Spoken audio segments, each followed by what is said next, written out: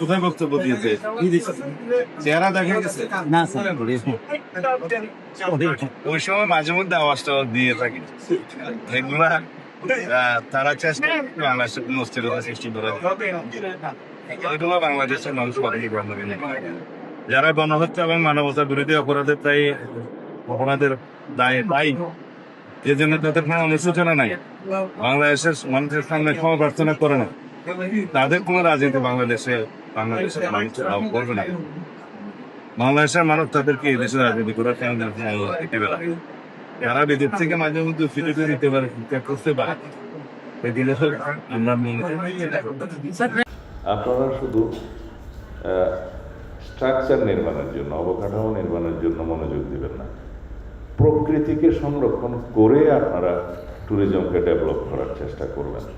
যে সমস্ত জায়গায় প্রকৃতিকে বিনষ্ট করে আপনারা শুধু কংক্রিটের জঙ্গল বানানোর পরিকল্পনা করবেন, সেটা কিন্তু হিতে বিপরীত হতে পারে।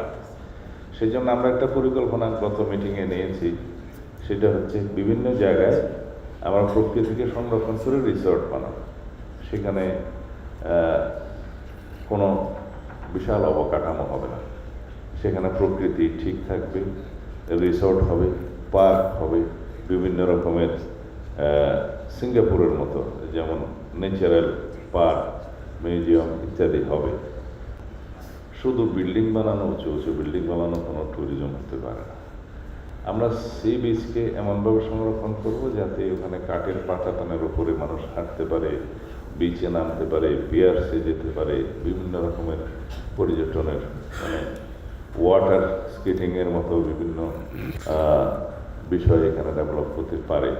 বিচ শুধু এক জায়গায় থাকবে না, লাবণী, কলাতলিয়া, ইনানিতে থাকবে না, সমগ্র 100 কিলোমিটার জুড়েই বিচের সমস্ত কর্মকাণ্ড হতে হবে। এখানে বাণিজ্যিক উদ্দেশ্য চাইতে আমাদেরকে পৃথিবীব্যাপী পর্যটনকে, যাতে পর্যটকদের এখানে আমরা আকৃষ্ট করতে পারি সেরকম কর্মকাণ্ড করতে হবে। যেমন বাংলাদেশে ইতিপূর্বে বিগত ফেসিবাদী সরকারের সময় কোনো তথ্য উপাত্ত জরিপ বাদে ইচ্ছামতো বিভিন্ন এলাকাকে ইকোলজিক্যালি ক্রিটিক্যাল এরিয়া হিসাবে ঘোষণা করা হয়েছে, ইসিএ হিসাবে। সেখানে কক্সবাজার আছে, কুয়াকাটা আছে, সিলেট সুনামগঞ্জের বহু জায়গা আছে, ট্যুরিজম স্পটের বহু জায়গা আছে। সেখানে যৌক্তিকভাবে যেগুলো ট্যুরিজম স্পট হিসাবে আমাদেরকে সংরক্ষিত রাখতে হবে, সেখানে কিছু বিধিনিষেধ আরোপ করা যায়।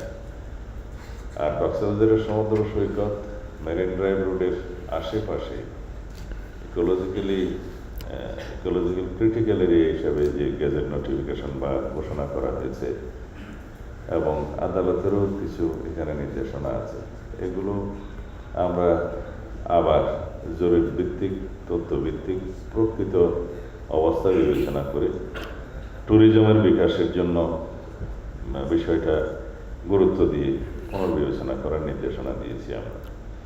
আমরা গভীর সমুদ্রে এখন গ্যাস অনুসন্ধানের জন্য অনুমতি দিচ্ছি।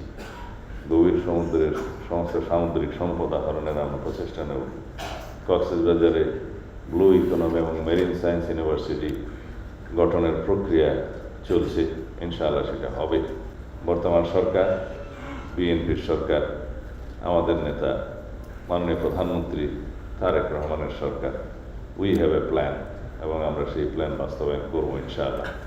সেখানে এই মাস্টার প্ল্যানটা যাতে খুব শীঘ্রই আমরা সম্পন্ন করতে পারি সেই আহ্বান জানিয়ে ককের স্বপ্নচড়া আবাসিক এলাকার শুভ উদ্বোধন ঘোষণা করলাম।